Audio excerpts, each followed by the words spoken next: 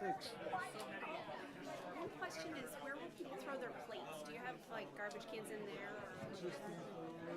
Yeah, I mean, I can bring a big one and roll it right over here. If we get overloaded, maybe. Yeah, okay. Okay. Oops, I'm sorry. Yeah, sorry, pal. Until we get bailiffs to not let them steal it.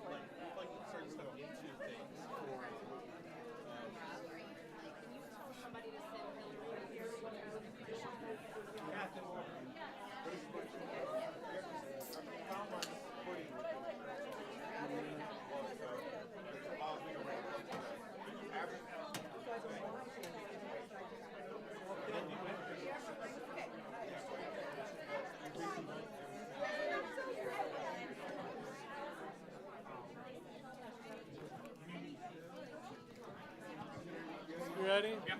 Okay. Welcome, everybody. Welcome. My name is Pete Pasquay. Hello. It's good? All right. Hi, my name is Pete Pasquay from the Ann Arbor District Library. And I'd like to take care of a couple of housekeeping things before we get started for the next part of the event. But we have some hearing assist devices, which are out there, and I have this one here. If you want, you can take one of these, and anything that's said into the microphone will be passed through to the headphones. Also, we're live streaming and recording this, and we also have a transcription here service. So if you're going to ask a question for everyone, or you're going to speak, please make sure you do it into a microphone so that our off-site transcriptionists can take care of that, and also so that you'll be recorded. And everyone if anyone's at home watching this live, which I'm sure they are, they'll be able to hear you as well. So the last thing is there are restrooms in the atrium area outside. When you exit the room, if you take a right, you'll see them over there. So without further ado, I'd like to ask you to help me join me in welcoming the Uncovering Hidden Histories Community Shareback with Justice InDeed. Thank you.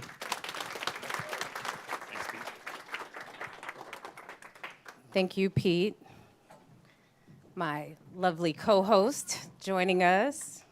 Good evening, everyone. My name is Yodit Mesfin Johnson, and I'm joined by Hillary, who you'll have a moment to hear from shortly. We want to begin just with a brief overview of the purpose of this evening, and then a bit of gratitude, an overview of the agenda. I am co-founder of an organization, a collective really called Future Root, that works at the intersections of race, place, history, and culture. And for the last few years, we have had the delight of working embedded in the Justice InDeed team, specifically working on community engagement and how to ensure that this project, while we have been stewarding it, moves more closely and more proximate to community. And you'll hear much more about that, both what we've already done and what we will invite you to do. This evening, we're gathering not to just learn about the past. And by the way, how many of you are just learning of the transcription project for the first time this evening? Okay, so just a few. Many more of you know about Justice InDeed. But we're gathering not just to learn, but to begin to reckon with this history in our community. For us, that is about naming what's been erased, the theft of indigenous land, and the displacement of Native people whose stories still live beneath our feet is an important part of this story as well. We honor, all of us on the Justice InDeed team, the Three Fires Confederacy, the Ojibwe, Ottawa, and Potawatomi, a council of people who shared language and culture and sacred connection to this land. Each of us resides on their territories, and they are still here among us. I'll speak in a bit about the image before you, but I want you to know that Uncovering Hidden Histories, tonight's event, is about bringing truth to light, the kind of truth that is buried in deeds, in maps, in planning, in fund development, and in archives that have shaped who could belong here in this community. Our team, along with more than 1,000 volunteers, have uncovered over 12,000 racially restrictive covenants across this county. Each one tells a story not only of exclusion, but also of resistance and resilience, and we're holding the complexity of that, of people who dared to make home anyway.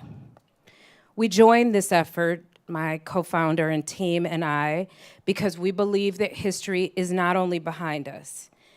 It lives in the way that we build cities, in the way we plan housing, and the ways that we define community still bear the imprint of these injustices unless we choose to do something different.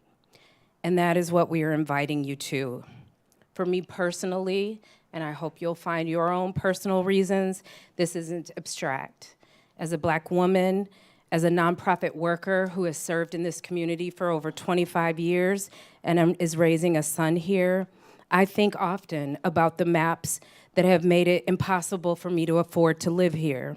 Maps drawn to keep me and others like me out, and the work that I've been called to for my son and for his children's grandchildren that would allow us to be brought back in, to reclaim belonging, to tell the truth about what happened, but also to work collectively to reimagine what's possible. This work matters because justice begins with memory. Remembrance is a radical act. It helps us transform grief and trauma, grounding it in knowledge and in power.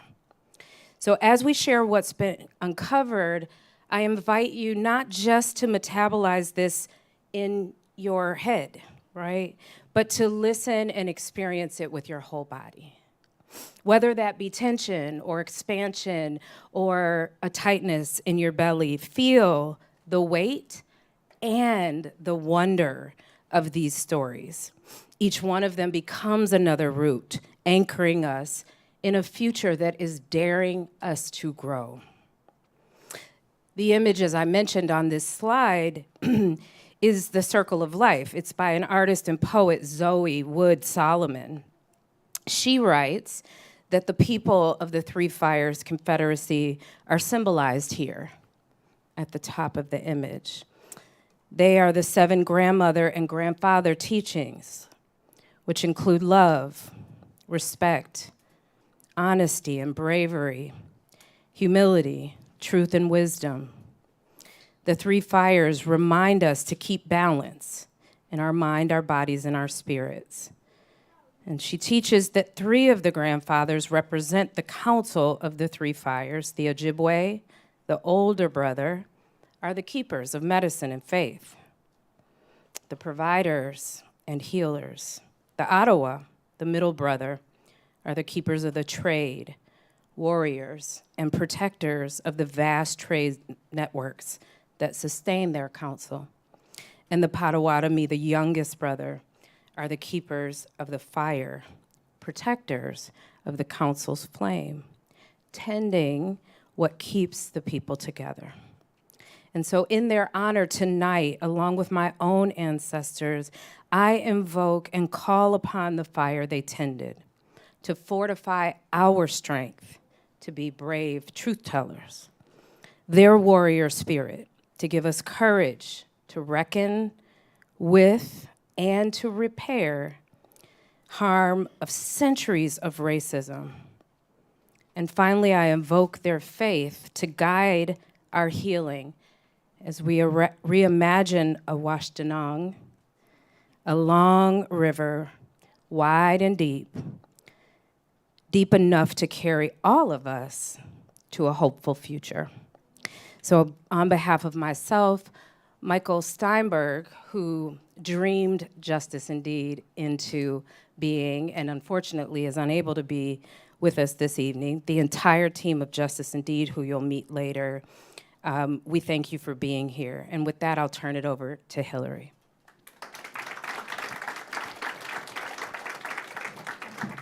Okay. Hello, everyone. I'm Hillary. I'm an undergrad here at Michigan, and I study political science and history. I'm a senior, and I've been a part of Justice InDeed since I was a senior in high school. I went to Ann Arbor Pioneer High School, and that was my first introduction to the fact that racial covenants even exist within the county, the city that I've lived in for over 14 years. So being part of this project, kind of from early inception to this end of this phase, has been such a beautiful experience. In particular, I do a lot of the work with the Education Committee of Justice InDeed. And this committee, we go to the Ann Arbor Public School high schools and ideally other high schools within Washtenaw County to teach about this local history. The map that you all will learn more about today is a beautiful public history tool that students can use to engage with to understand the community around us better. It's more than just redlining, it's more than just any of this other stuff. The covenants were used intentionally to exclude people from neighborhoods, and we see that exclusion today. Even though these covenants are void, for example, the impact, the legacy of them are so prevalent within our community today.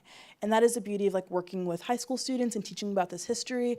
When I was in high school, I never learned about any of this stuff, but we're able to teach students about this and help them take action, whether that be learning more about the local history through projects like this or engaging with the map, stuff like that, because it helps form a better citizenry, a younger citizenry that understands the community around them.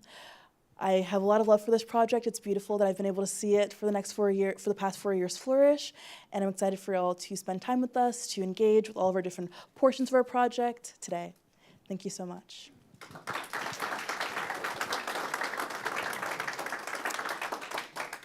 Tonight is the third of 3 of our public events. We've been on a sprint, y'all. Last week at the University of Michigan, and tonight we want to thank the Ann Arbor District Library, Pete in particular, and the entire team, including AV, and all that made this evening possible. This morning we were at YDL, so really just grateful for our district library partners.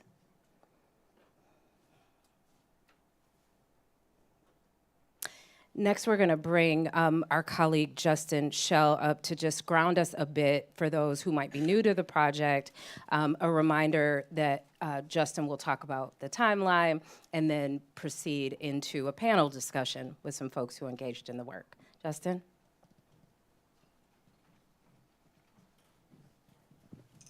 Thank you, Yodit.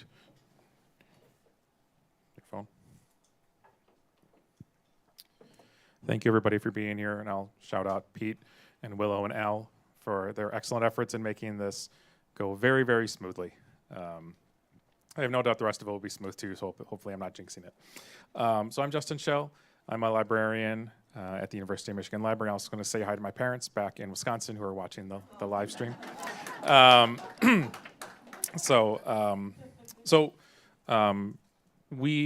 This project has focused on these things called racially restrictive covenants. A lot of people here seem to know what those are, but just in case, I'll give a quick grounding. These were clauses in property records that were used throughout the country to basically say only whites could own or live in a certain property. The earliest that we found goes back to 1900 in Ypsilanti, and they go up into the 1960s. There is a long history of these practices being used. One of them, they really took off in the 1920s, and then again in the 1940s. But in the 1947, there was a Supreme Court decision, Shelley versus Kramer, that made these unenforceable. And so what was happening a lot were people were suing to kick a black family out of their neighborhood, which happened in Ypsilanti. But as we learned this week from a student who has been researching this, that family actually didn't leave the house, even though their court ruled against them. Yes, exactly, Harold Wright. But they were unenforceable, but they weren't illegal. So we still see them going into the 1950s, and they were made illegal in the Fair Housing Act in 1968. So questions we sometimes get, not from folks like you, but other folks, saying, well, why does this still matter? One of the ways that people build generational wealth in this country, one of the primary ways, is through home ownership and property ownership. And there were large parts of our communities that were cut out and forbidden from doing that. And these covenants were said to run with the land. So no matter who owned it, what was built there, these persisted into the future. And so we see the repercussions of this to this day in the patterns of segregation that we still see around us. These helped to not only inform, but in many ways define them. We also see this in the effects of, housing value across the county, where there are things like, environmental bads in the environmental justice language, and things like that. So this is something that, as Yodit has mentioned, that we really want to understand and reckon with and repair the harms done by these and other racist practices that have contributed to the segregation inequality that we still see today. So this project, as Yodit briefly mentioned, started with Mike Steinberg when he bought his first house here, recognized that there was a covenant on it, and the realtor was like, don't worry about it. You can't really do anything about this. And he was like, I'm going to do something about this. And so in the spring of 2020, that really kicked off at the Civil Rights Litigation Initiative at the U of M Law School. And so he recruited a few folks, and then started doing some initial research on this with a local title company. We made some initial maps. We founded an advisory board comprised of community leaders and civil rights leaders from across the county. And then we started working on a few different projects in parallel. We were working with neighborhoods to start repealing these sort of covenants that were across an entire subdivision, where every single property was covenanted by the developer. We also started working with different high schools to do presentations around this. Jocelyn is one of the teachers we worked with to do a presentation around this project. And a lot of this work was leading towards our community transcription and documentation project. And so we were able to partner with the county, and specifically Larry Kestenbaum's office, to get a hard drive of 650,000 property records from 1900 and 1970. Thank you, Larry. And then we worked with folks in Mapping Prejudice, which is a covenants project and one of the original covenants projects at the University of Minnesota, to build what was called the deed machine. And this is a very complicated technical stack of software that takes all of those deeds, makes them readable by a computer, and then creates a project that that anyone can go to online to actually help us better understand these. And so we had around 12,500 documents that volunteers went through, and that launched in February of 2024. And to support that, we received a grant from the Anti-Racism Collaborative at the University of Michigan. So thank you, ARC. And we were able to launch this transcription documentation project, and that in February 24, and that ended in April of 2025 when we transcribed the last one. I was actually in Minneapolis and sitting on my friend's couch on a Friday night, and I was like, there's like 8 left, I gotta finish them right now.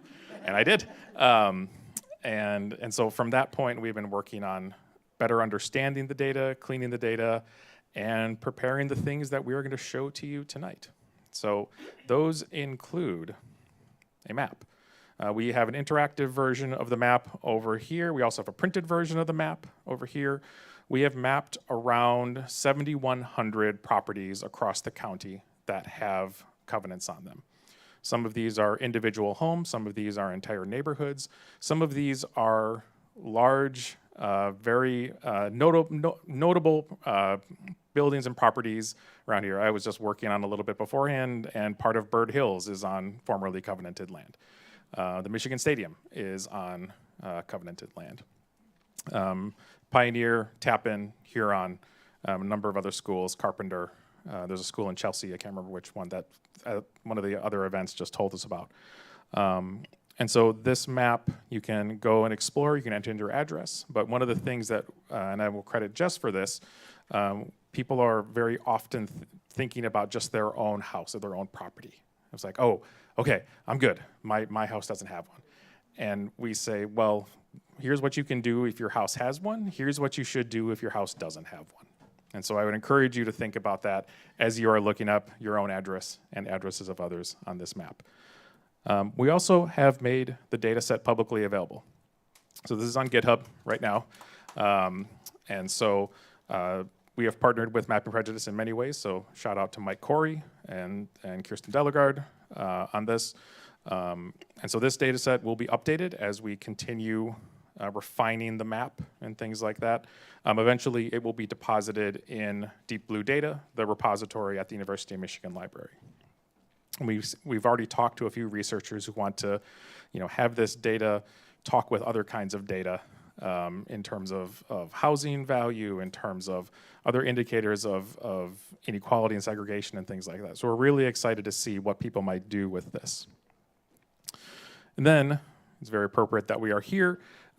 We were able to partner with AADL and Andrew in the archives department to create a covenant archive. So all 9,000 covenanted property records that we found are on the AADL website. And there is a link in the map in each property to go to the actual document. So a huge, huge thank you to Andrew and his team for helping put that together. One of the things that we learned from these transcription sessions, some of these were in person, some of them were over Zoom, some of them were part of house parties. We partnered with Ginsberg, you'll hear more about at the university. Seeing the language was so visceral and so important. And it was actually our advisory board that pushed us to say, we really should see the document on the map in some way. And it's such a powerful thing to be able to see this, not just in typed, sort of pop-up text, but actually see that together. And so with that, I encourage you to come see us over at the tables afterwards. We have a panel right now with my good friend, Jess Letaw. We'll bring up a few folks who have helped transcribe with this, and I'm going to turn it over to them. So thank you very much.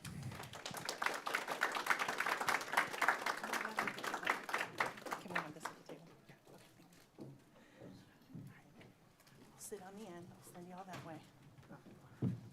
Hello, friends. Old friends and new friends. So real quick, can I get a hand or a snap for folks that participated in the transcription, whether in an event, oh, I love that, woo, woo, or online on your own? Handful, awesome, appreciate you. One of over 1,000 volunteers that ended up contributing to this project, including my beloved friends and colleagues here, Aubrey, Nirja, and Ryan. As Justin was just saying, those documents were so visceral, and that transcription, one of the questions that we got most frequently is, why don't you just let the computer do it? And we knew that it was important to the process of repair that we reckon with every single document at the human level. So, to that end, I wanted to talk to 3 folks that I've partnered with in a number of different capacities, but including on some of the transcription parties that Yodit very kindly hosted at her house. I'd like to ask you a little bit about your experience, about what you're holding from that, and about maybe what you hope comes from that, from the folks in this room and beyond. So the first thing that I'll ask is that we be a little bit mindful of time. We want to make sure that there's plenty of time to talk to the team members after, so maybe a minute per answer, if that's okay. And then the actual first question that I'll ask is, this project was difficult. It was emotional, and it was heavy, and it was delicate, and it was challenging. I'm curious about which of your identities felt called in and leaned on this. I know for me, as part of the Justice InDeed team, as a co-founder of Future Root, one of the reasons that I came into this as a white woman was that it was very important to me to decenter white discomfort. And I say that because guilt and overwhelm can be paralyzing. And the last thing that we needed was to get stuck in, this is big and I don't know what the answer is. True. We got to keep pushing. So that was one of the reasons that I came in. I'm curious about you guys. Aubrey, maybe you and I can share a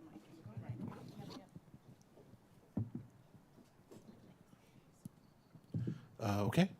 Hi, everyone. My name is Ryan Hinyard. I use he, him, his pronouns.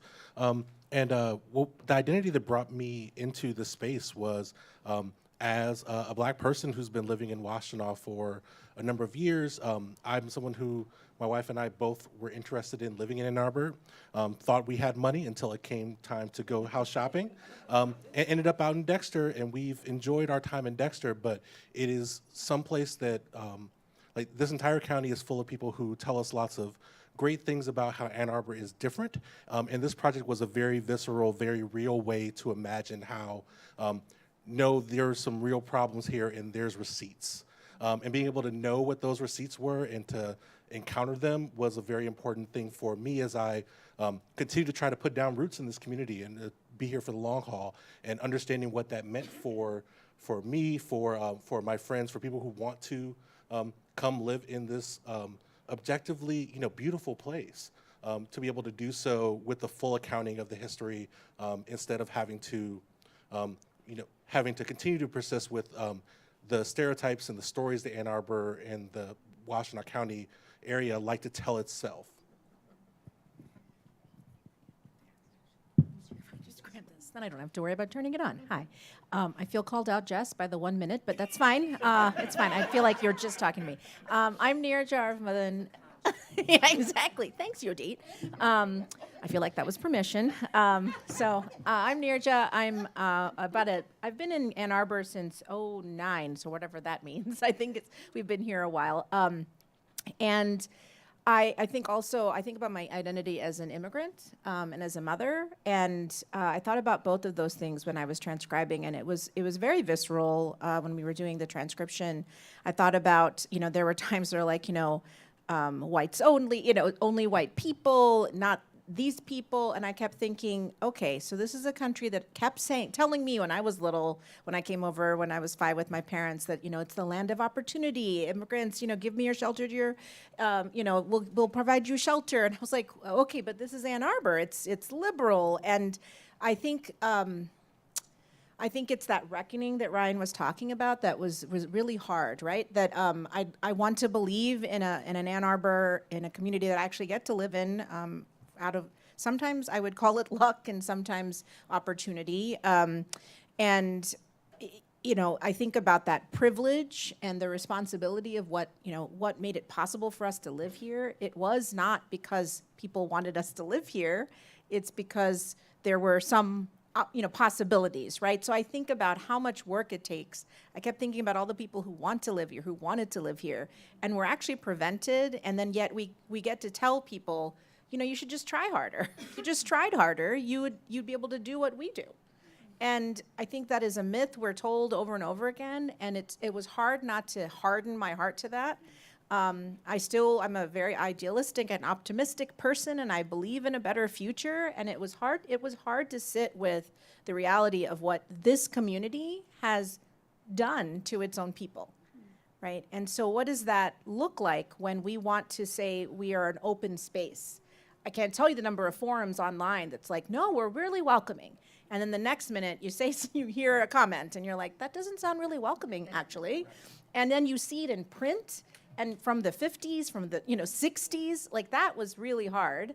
And it, I think I didn't, and I really do appreciate the way it was so intentional to do it in collaboration with others in person.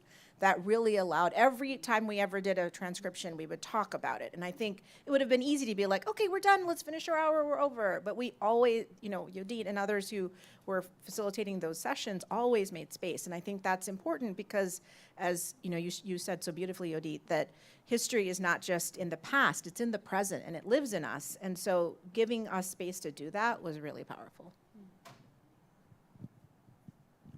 Hi, my name is Aubrey. My pronouns are she, her. So I have been working with folks experiencing houselessness for about 20 years, and I witnessed the racial disparities in that population throughout my time in the work. I will say I'll give kind of like a little bit of a non-traditional response to this question of what did I lean on. Through both this and then our work with what's called the Community Leadership Council here in Ann Arbor, folks who grew up on the Old West Side and helped to play a role in a development that Avalon Housing is putting in what we now call Carytown. I actually came to terms with my cultural severance and my lack of understanding of my ancestry and lineage. So I don't have folks in my life who I could turn to who could tell me about where I came from, where my people came from. And so that led me to learn more, and luckily now we have ways to research these things as best as we can. And I learned that in one of my lines, my people were part of the Highland clearances in Scotland. So they were essentially like violently evicted from their lands and then came here, and many of them were indentured slaves for a period of time. But my people were also some of the first white folks to settle in so-called Indiana. And so at some point in my line, they also came and enacted settler colonialism.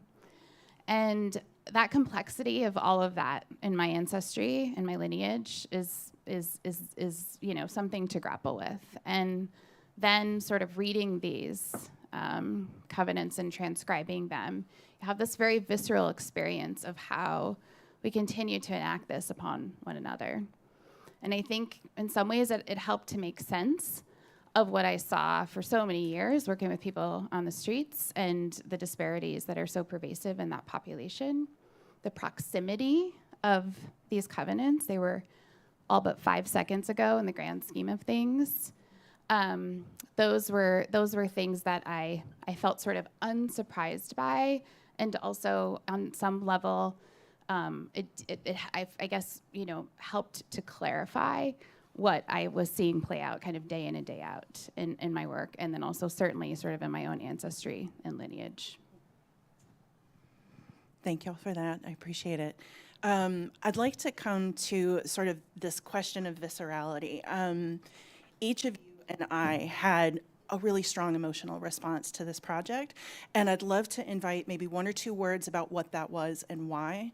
For me, I'll talk a little bit about how overwhelmed and angry I was. Every single deed was the buyer and the seller and the notary and the clerk and the realtor and the developer and the lender, right? Like so many people had their hands on every single one of these thousands of documents.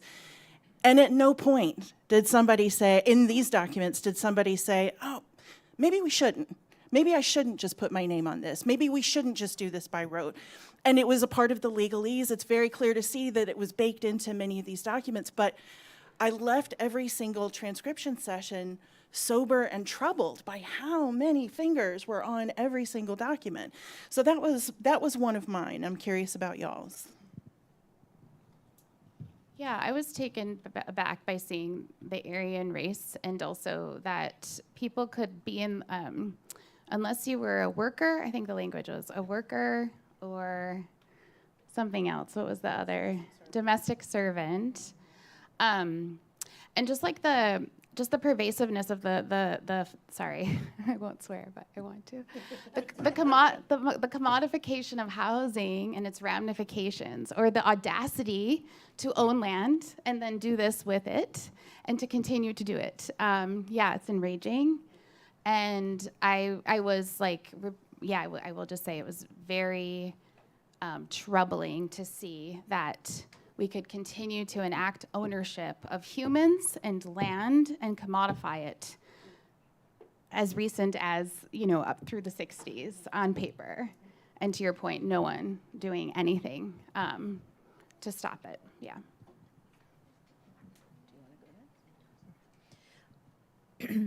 I mean, I think the overwhelming feeling I had was, I think there were 2, anger and a lot of pain. I think just hurt, right? Like, what did these people do that they didn't get to own land? And I think about, I was a sociology major, we studied redlining. And the word redlining is such a euphemism. It's like just a line. It's no big deal, right? But those are people who don't actually get to live within the red line. And then you see these words. It wasn't just a line. It was words that said, you don't get to live here, you specifically. I get to live here, but you don't. And I kept thinking, what I think about, like, generational wealth, as Yodit was mentioning, and I mentioned my children earlier. I thought about, if I know a lot of us struggle with the cost of housing here in Washtenaw County and whether our children can afford to live here. But part of it is some people did get to live here, and if you get to part of it, you see the cost of the deeds, and they'd be for $1. Like, so somebody got to have this land, this space for $1.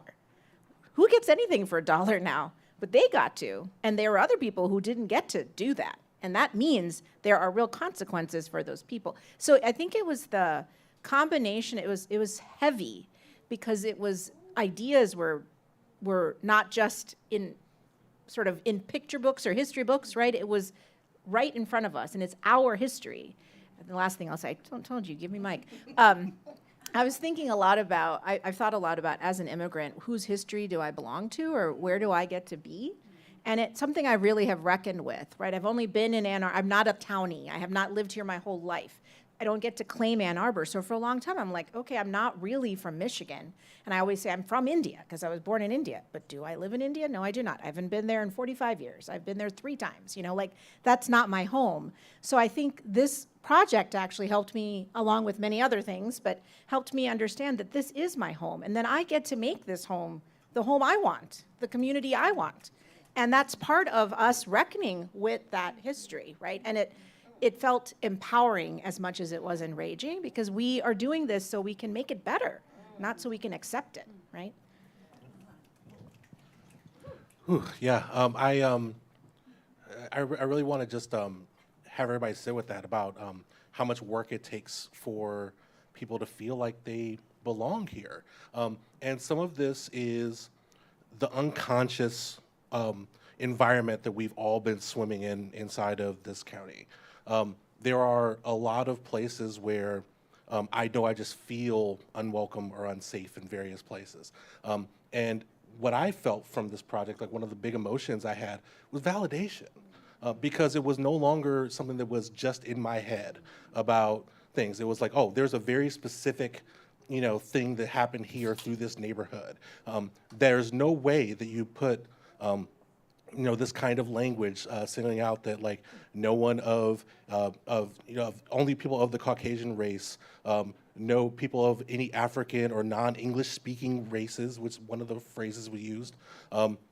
You don't read that and go, well, I'm sure that neighborhood didn't take anything from those values and put it forward. All this material is in the deeds, alongside of things like, and you can't have an outhouse on this property, and you have to make sure that your outbuildings are, 5 feet away. Oh, and also no black people. And by the way, whenever you sell this has to be passed on through every generation. It doesn't matter what anybody says. You're going to have to maintain this. So if you're buying this property, you're maintaining it. Aubrey mentioned earlier that, like, all the people who have a hand on this. I also think about every person who purchases a property has someone in there saying, "Don't worry about that. Don't think about that." What about for people who are implicated in this work?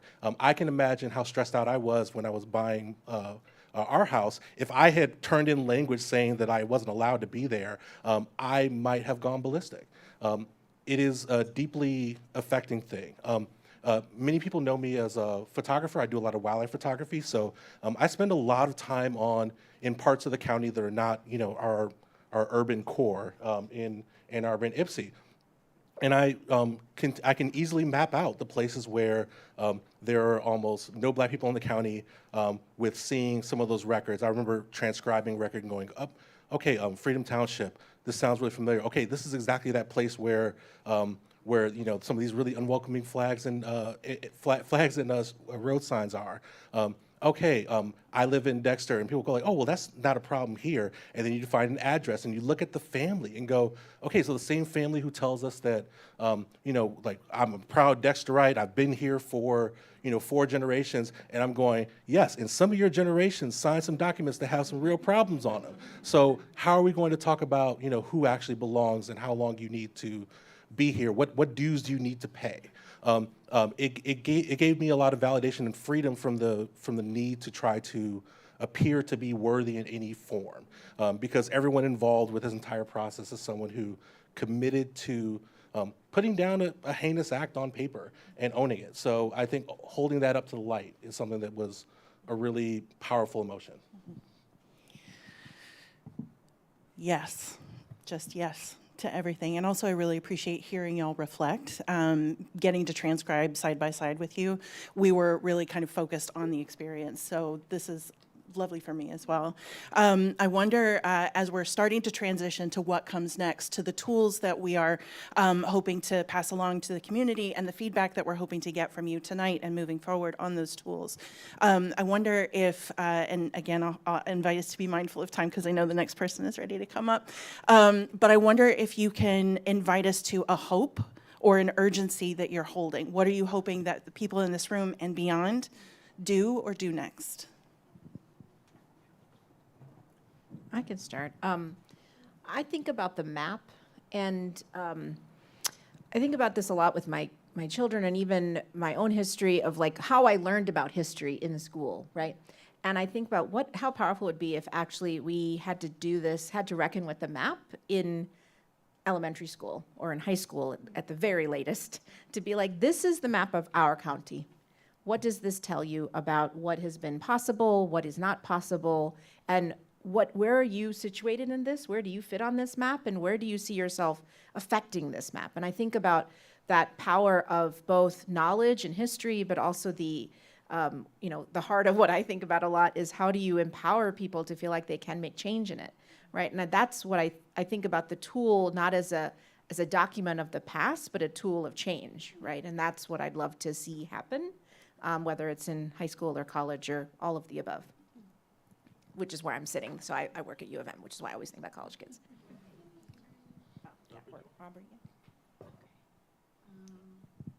Well, I just have to say, can you hear me? Okay. So, protect folks who are going to be impacted more than they already are by the ramifications of what was set into motion with these covenants. I assure you that when this administration does what it says it's going to do to the housing and urban development budget, it will get far less attention than likely anything else is or has. And we have a beloved organization in our community called Avalon Housing. And if you don't know about it, I encourage you to learn about it. There are lots of folks here that represent that organization.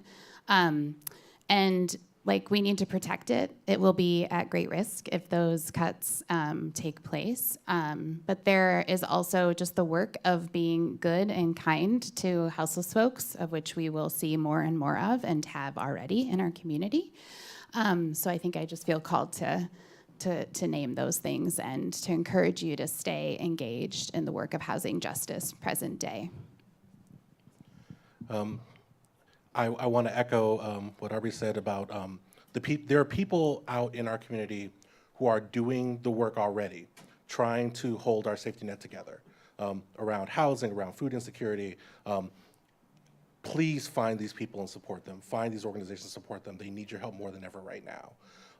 I will also say that one of the things that this project shows is that the work involved in actually transcribing a deed could be done with anybody with a laptop computer and a heart to take in what they're viewing and transmute that into something that creates positive change. It is something that is a truly democratizing thing to do, and it goes to show that every single person in this room and everyone watching online and everyone watching on the recording has some kind of skill that they can apply to doing something to either alleviate suffering for someone in the moment, to make a better future for the people who are struggling right now, or to illuminate and elevate some of these hidden histories and be able to help us reckon with the truth of what we're dealing with. All of us have that capability. And even if we're all doing it, side by side, doing it at Yodit's dining table, enjoyful. Yes. Yes, Yodit says we're all welcome. But being able to sit around the table with people who are equally invested in understanding our history and protecting our future together was a deeply meaningful thing, and I'm very glad that I got to participate in it. Ryan, Nirja, Aubrey, thank you so much. Thank you to every one of the over 1,000 volunteer transcribers that we had. Appreciate your insights and your time so much. Thank you.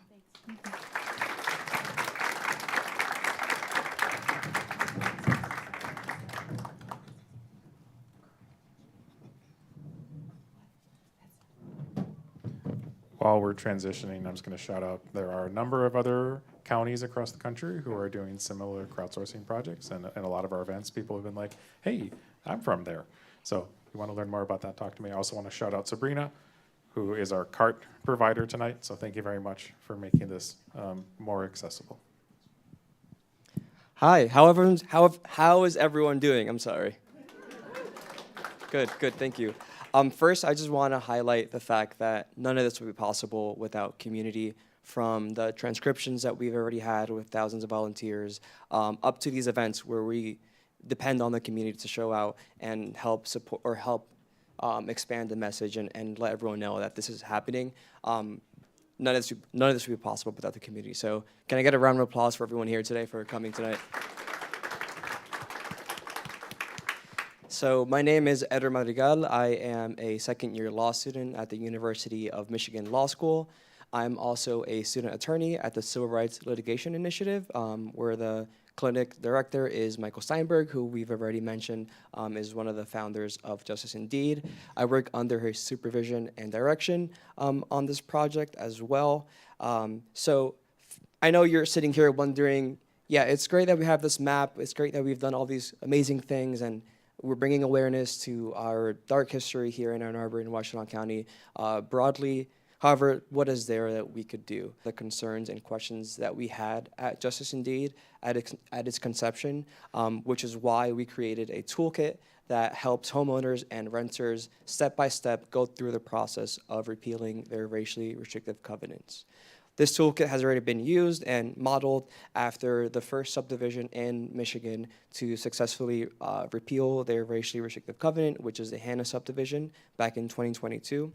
And essentially what this toolkit does, on the website you'll see, as is displayed on the screen, homeowners and renters will be able to click on the link for whether you're a homeowner and renter, and that'll take you to a separate document that lists step-by-step what you need to do as either a homeowner or renter to repeal your racially restrictive covenant. The process for each are different, which is why it's separated. However, in the toolkit, you'll find any document that you could possibly need, from, if you're a homeowner, from the individual repeal template that you will need to file with the Register of Deeds. If you are looking to repeal a covenant within a subdivision, it also provides information, for example, on organizing emails to your neighbors and things like that. And all you have to do with those templates is input the specific information for your house, whether that's your name, address, library and page number, etc. And all the information that you will need should be on the map itself.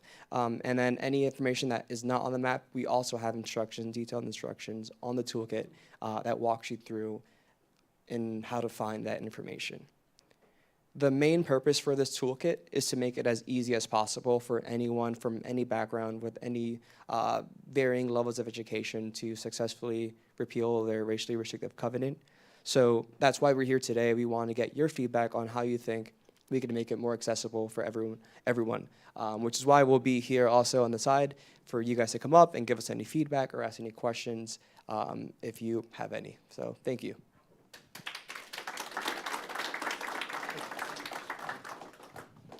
Thank you, Edward. In addition to engaging all of you, in what happens next, it was really important for us to amplify local organizations and partners who are working on behalf of housing justice in the community. Avalon is here deep.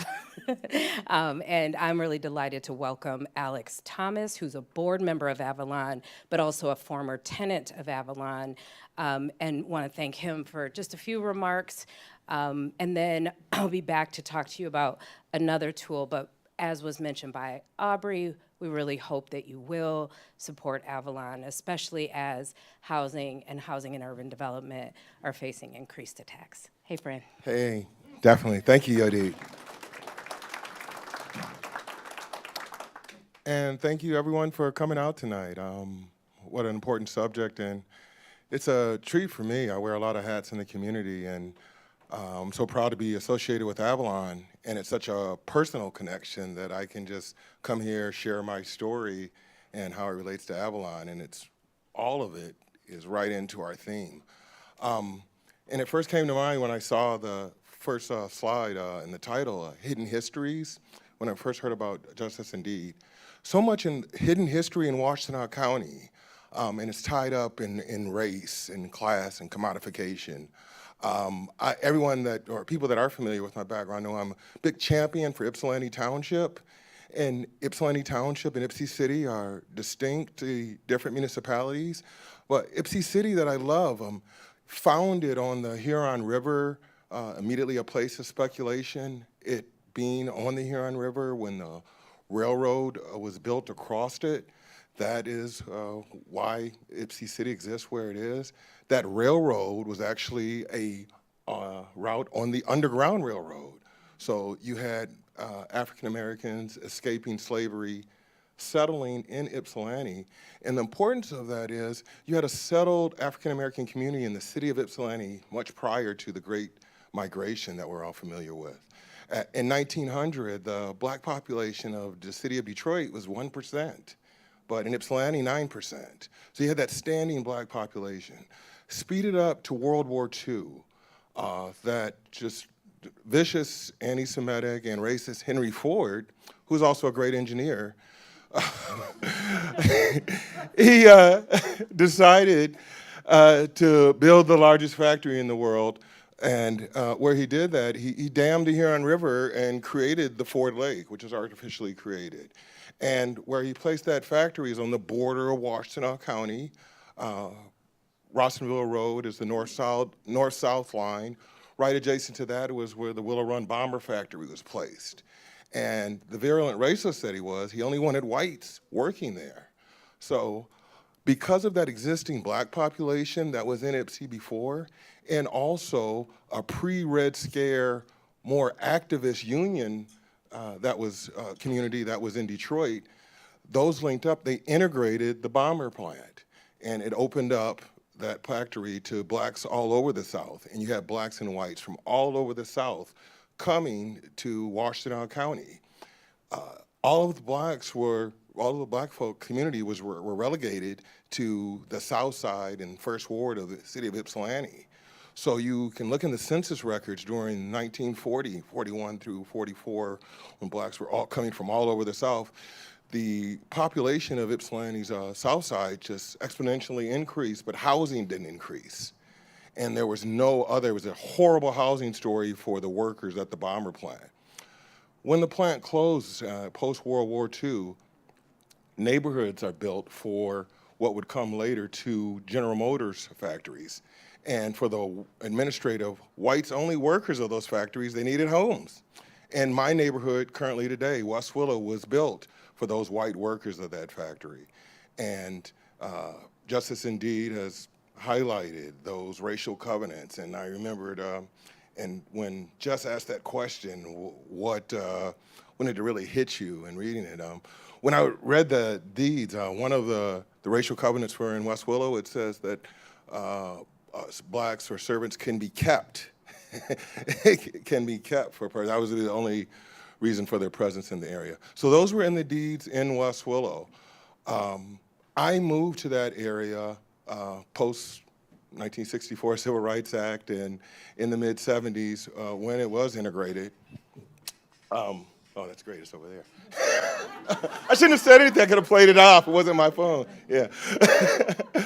But my story in how it connected with Avalon, I was fortunate to grow up in a union household with two parents that worked, UAW workers that worked at those factories. So I had in my neighborhood at that time in the 70s, like many neighborhoods in the Midwest, when we had a manufacturing base and an economy, it was really 99% owner occupied, very stable. I feel very fortunate for how I grew up. Made a lot of poor choices on my own, and when I was 18, I found myself living in a homeless shelter on Henry Street here in Ann Arbor. It's called Arbor Haven at the time, and Wendy's in the Michigan Union had just opened up, and I was fortunate where I could work, and this is 1992, I averaged about 80 hours a week. One week I worked like 94, made great friends, saved all my money, and I had bought a car, I was looking for a place to live, and someone told me about this thing called Avalon. And I applied, and I moved out of a homeless shelter in 1992, and I was Avalon's second, third, or fourth tenant to some degree. One of those. I moved in just down the street, 201 West William.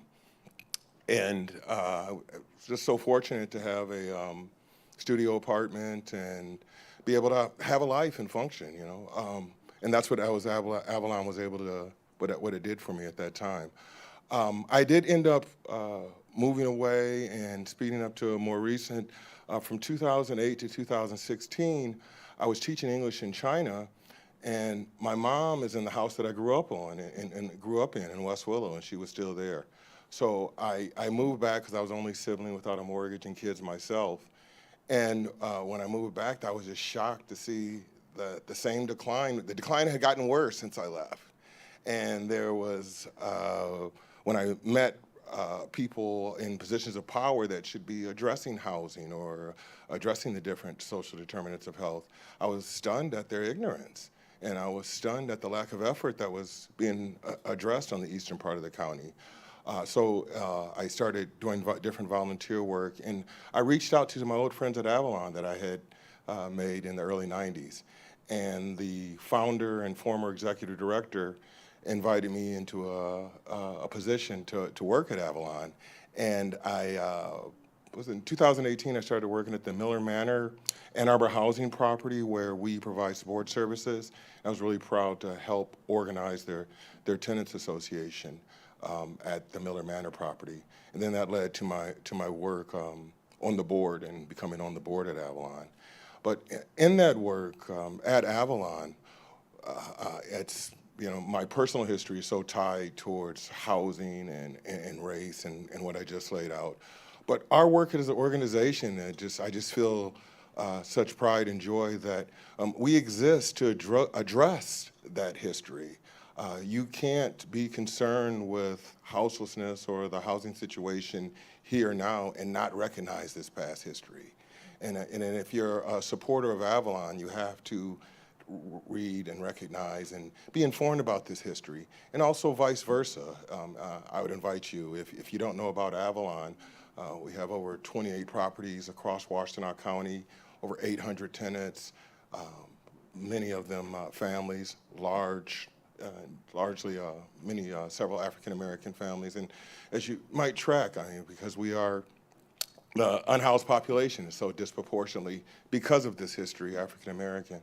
So some examples within Avalon Housing, I'm really proud of our Bunyan Bryant property. It's a very unique history. It was formerly called Arbordale. There was an activist in the 60s named Bunyan Bryant that he, when he applied to actually rent in Arbordale, was racially discriminated against and denied. Later, we recognizing that and honoring that history, we at Avalon, we named that property in his honor. So that's the Bunyan Bryant property, recognizing that history of racial discrimination and how we need to repair that harm. Also another example, the Grove property on the county farm in Ann Arbor. County farms, the Michigan, it's really unique, tied to this history. Within the Michigan Constitution, it once required that every county had a county farm and a work farm, and in the language of the 19th century, a poorhouse for people to work, and that was required. And that's where our county farm was. And still today, we have people from the east side of the county that come to work on the west side of the county and can't afford to live.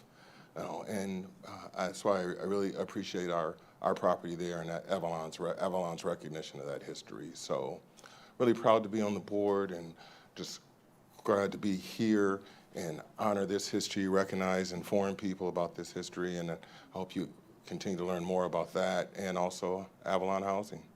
So thank you.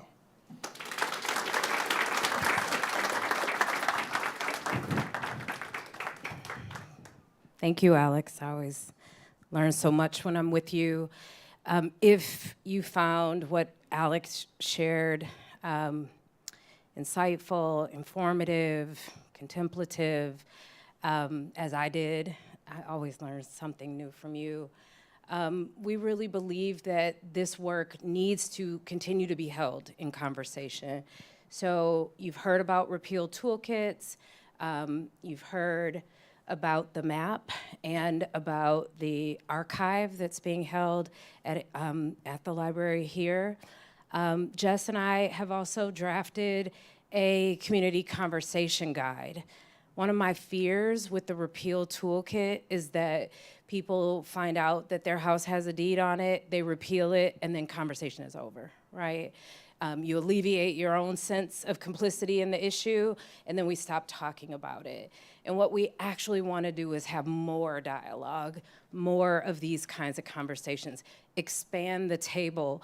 I both love these people, and they are the ones that I see at every conversation about housing injustice. And I'm getting a little sick of looking at their faces.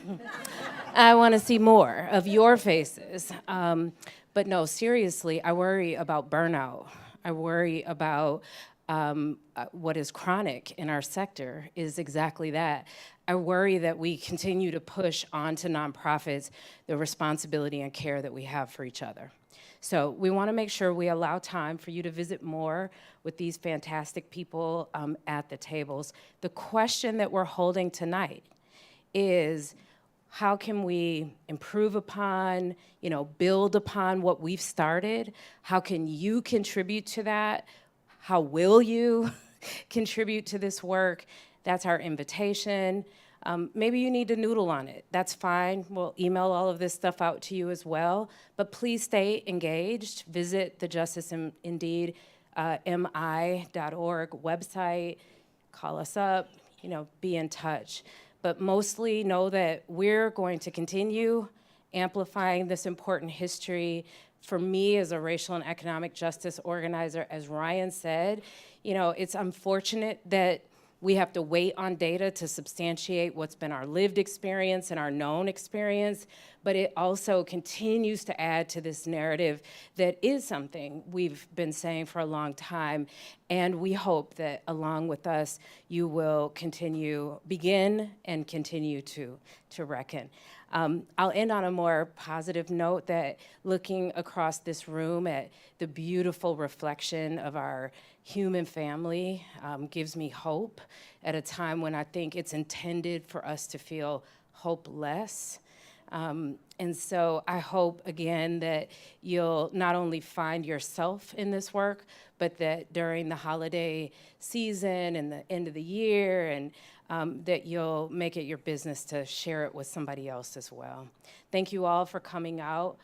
I will chase you out the door if you don't stop and say hi to at least one person at this table. We do have maybe about 5 minutes for any questions from the group before we release you.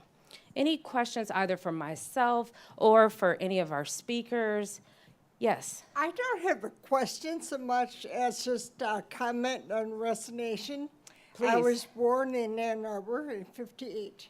67 years ago, to save you guys the math. I had no idea that this was going on. I wish my parents were still here so I could see if they knew. I grew up in Burrs Park. We did not have black neighbors. I did not have black people in they had some in the high school, university high school, in the elementary. We may have had one or two. I didn't have any in my class. Yeah. So totally sheltered from this whole concept, and I am just mad. And I'm heartbroken that this happened in the community that I have loved. And I will do whatever I can to spread the word. I will talk to everyone I know who is also born here that I know, that I think have no idea that this is going on when we're growing up. Yeah. So, and I will more than happy help you. I'm retired now, and I'm free, and I'm advocate, and I'm mouthy. Listen, don't threaten us with a good time now, because we will put you to work. Thank you. I appreciate you. Thank you. Other questions, reflections, too? Yeah. Okay. Please. I'm the mic runner. Thank you, Justin. If this isn't the place for this question, we can just move along. But I know the city comprehensive plan is coming out, and there's a public period on that. And I was wondering if you're seeing any more exclusionary practices or language in the comprehensive plan, or inclusionary ones that you're excited about bringing more diversity to Ann Arbor. Jess is making her way to the stage. Yodit and I have some things to say about that. It's a great question. I do want to surface that we are still working on a project called Liberated Land Use, which takes Ann Arbor as the example of what's broken about community engagement. And the fact that traditional community engagement tends to perpetuate the harms that it is trying to eliminate. So we are super aware of it within Justice InDeed. We're super aware of it. All of us are, or most of us are pretty active in the process. It's really difficult because there's no holy grail or silver bullet about what policy is going to fix this. Part of the point of liberated land use is that it has to be a both and. A lot of times healing and policy conversations are in separate rooms. We have to bridge that gap. And I know Ann Arbor is ground zero for woo, I know that. But I do not think we get to repair without healing and policy being the same conversation. So if you'd like to talk more, Rob is a great one. And Yodit and I have feelings. I want to check in and see if there's anything you wanted to add. Of course. Hi everybody, Rob Goodspeed. I'm in urban planning at University of Michigan, one of the leaders of the project. And so planners are, among other things, people that write plans. So I'll say when you look at the draft that's out, the draft comprehensive land use plan actually has our data. We have a map in it. Now they actually added the map, and then we've worked with them to update it. There's also a short section about the history of racism in this community. And this is something I've noticed. The new master plan of Chicago under Lori Lightfoot had a very thoughtful section as well. So I think these are baby steps. That's actually new for our field to document it. And then within the field of urban planning, we're having conversations about what we call reparative planning. And I have a wonderful colleague named Lauren Hood who teaches a class about it. There's an emerging literature. It's a very multifaceted concept. It might include cash reparations. It might include historical research. It might include affordable housing. Anti-racism has so many facets. So I guess why I'm involved in this project is I want to live in a community that's working on those issues. And come talk to me about your wild reparative planning concepts, and we'll make it real. There you go. Thanks, Rob. Other questions? Maybe time for one more quick one before we go to the different tables. Okay. Hold on, Elizabeth, I'm coming. Hi, I'm Elizabeth Schultz. I'm the Chief Deputy Clerk, Register of Deeds, so I work for Larry Castaneda. And so, yes, he made all of the images available, so yay, Larry. I'm just gonna say with the toolkit, we've been going back and forth mostly with Angie, the supervisor in Deeds, with some little tweaks on the toolkit to make it work for submitting into the Register of Deeds office. I'm going to leave my card over there, so if anybody has any questions that are specific to the Register of Deeds office, they can come my way. Or if you have questions that you want to get to Larry, you can also give them to me, and I will get them to Larry. But this was great. I'm really happy that we're involved. Thanks. Elizabeth, I got a chance to meet Angie earlier and to learn a little bit. I want to appreciate the staff of the deed office and the labor of the team there to make it possible. I learned a little something today. And then just to your remark, I want to make sure we're clear. My own ethos is to be hard on systems and soft on people. So I think there's some folks in the planning office at the city who have done the best they know how to do. And I think that they are operating in inherently racist and violent systems that unless we decide to operate differently, we will continue to get the same results. And I know firsthand that some folks are brokenhearted by the results that are coming out of that. And I am brokenhearted to see the way that some members of our community are have like veiled their racism in really in just mythology around zoning and the like. So again, that's the invitation to these conversations is it's not gonna happen on Nextdoor. It's not gonna happen on Facebook. It's not going to happen, shouting at each other. And one of the values of the plan is equity. And my own core value is around equanimity, right? And that is really important for us to hold and to listen and to witness for each other. So that's really my take on that. It's a violent system they're working within, and so you get violent results, and we can do better. Along that line, I have one quick testimony for you. I have a friend who chose to sell her house for less than what she could sell it for so that she could keep it accessible for families. She did an estate sale and donated the funds to a local nonprofit, because their family had enough. So why don't each of us, I identify as Christian, and the Bible says, let a man or a woman examine himself. So why don't we each examine ourselves for what we can do for our neighbors? I never knew a system that necessarily was the answer, it was the people within it. So there you go. Visit the tables. Good night. Thank you.